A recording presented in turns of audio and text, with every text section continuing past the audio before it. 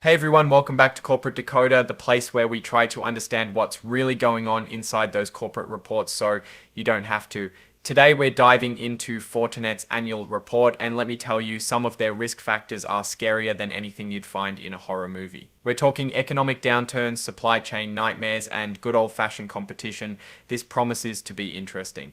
Fortinet just wrapped up its fiscal year, and the first thing to understand is that their future isn't set in stone. Their operating results, that's profits, revenue, all that jazz, can bounce around a lot. We're talking things outside their control like the war in Ukraine, trade tensions with China, and even just plain old inflation. They've got to deal with all that, which makes predicting how well they'll do tough. And speaking of tough, the economy itself is a major worry. If we hit a recession or if inflation keeps climbing, people might hold back on buying new cybersecurity systems. These are often seen as discretionary, meaning companies can postpone the purchase if they're feeling the pinch. If businesses are struggling, Fortinet could see sales slow down, meaning less money coming in the door. Then there's the whole supply chain mess, something we've all heard about lately. Fortinet needs specific components for their products, and sometimes those parts are only available from a few suppliers. If there are shortages or if those suppliers jack up their prices, Fortinet's in trouble. It could mean delays in getting products to customers, higher expenses, and ultimately lost sales. Because of all those supply chain issues, Fortinet made big purchase commitments in the past. They kind of overordered just to be sure they could deliver, but now if sales slow down, they could end up stuck with a ton of components they don't need, paying for stuff they can't use. That's a recipe for some serious financial headaches, especially in a turbulent economic climate. And here's another thing to keep in mind: Fortinet's growth might not keep going at the same rate. Billings, revenue, free cash flow, all of it could slow down. There's sales slumps, wayward demand, and of course a constant threat of competition, and a slowdown in growth could send investors running for the hills, hurting the stock price. Real estate is another potential pitfall. Fortinet's expanding, building new facilities and leasing data centers. All this costs money, and construction delays, unexpected expenses, or even just plain old bad luck could throw a wrench in their plans.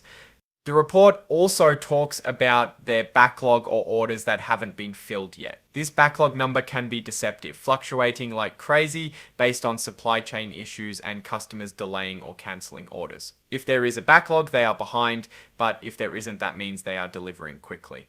Here's a tricky one: as supply chains get better, Fortinet's product revenue growth might slow down. That seems backwards, right? But it's because in the past, they were clearing out that massive backlog. Now that they're not relying on past demand, things might look different in the short term. Of course, it's not just about external factors. Fortinet has to execute well. If their sales team isn't on point, if they can't attract and keep talented people, or if their sales strategy is weak, all that could hurt their bottom line. And speaking of talent, they're also very dependent on their top executives, especially their founders, Ken and Michael C. If those guys were to leave or get sick, it could seriously disrupt things, delaying projects and throwing their whole strategy off course. Here's a biggie: Fortinet relies on third-party partners to sell their products. A small number of these distributors actually account for a large percentage of Fortinet's revenue and accounts receivable, meaning Fortinet would have little flexibility in sales and payments. And like many companies, Fortinet tends to ship a lot of product at the end of each quarter. This reliance on end-of-quarter heroics can be risky. If something goes wrong, shipping delays, system outages, they could miss their numbers, and that's never a good look. A large chunk of Fortinet's revenue comes from subscriptions and support services like FortiGuard and FortiCare. These are recurring payments which are great, but if customers start cancelling those subscriptions, or if Fortinet can't attract new subscribers, then that revenue stream could dry up. The cybersecurity market is a battleground, and Fortinet faces some serious competition from giants like Cisco, Palo Alto Networks, and CrowdStrike. These companies have deeper pockets, more brand recognition, and broader product lines. And here's a truly scary one: Fortinet's products themselves could have defects or vulnerabilities. If hackers find a way to exploit these weaknesses, it could cause huge problems for Fortinet's customers, damage Fortinet's reputation, and even lead to lawsuits.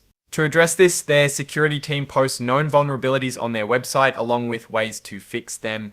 The problem is that these posts might not be fast enough, clear enough, or customers might just miss them, and some customers may not be able to update their Forti products. And what if Fortinet gets hacked? If someone breaches their internal networks, it could expose sensitive data, damage their reputation, and lead to even more vulnerabilities in their products. It's like the cybersecurity company can't secure themselves. How are they going to protect their customers? Finally, they have some debt, almost $1 billion.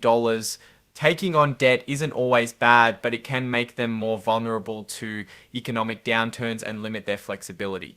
They might have to use cash to pay off debts instead of investing in new opportunities. Most of their sales come from outside the US. It may sound like a good thing because it is diverse, but it also means Fortinet is exposed to all sorts of international risks, currency fluctuations, political instability, trade regulations, the works. There's also no certainty that their strategy to sell to medium and large-sized end customers is a winning strategy. There are also specific supply chain and business concerns, and they may have to meet certification standards in certain industries and for government contracting, which they may not meet. Inventory forecasting is no easy task either. Components are ordered based on projections that could easily be wrong. This in turn can cause supply chain issues.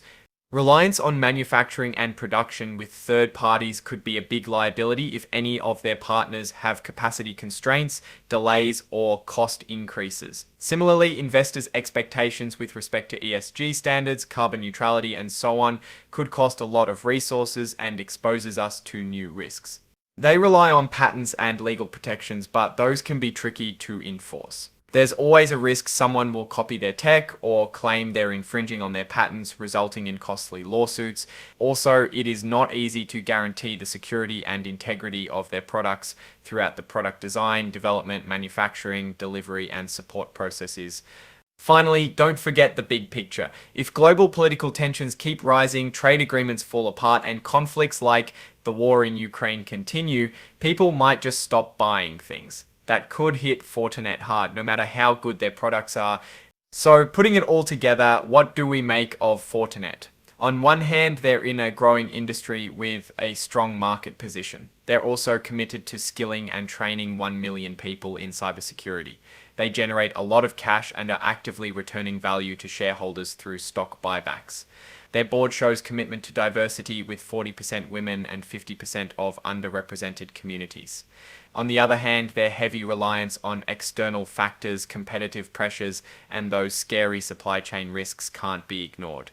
Based on their recent market cap and revenue, Fortinet's stock isn't exactly cheap, trading at roughly 8x revenue. For comparison, Palo Alto Networks is trading at about 10x, CrowdStrike at 16x, and Zscaler at 18x. Given the opportunities and risks mentioned and based on the above, I'm leaning neutral with a slight bearish bias on Fortinet with a target price range of $70 to $75 per share. The valuation comes down to its relative standing against the other players and also potential to continue innovating. If they drop to $70, I'd consider becoming bullish. What about you? What do you think? Share your thoughts in the comments and don't forget to subscribe for more corporate breakdowns.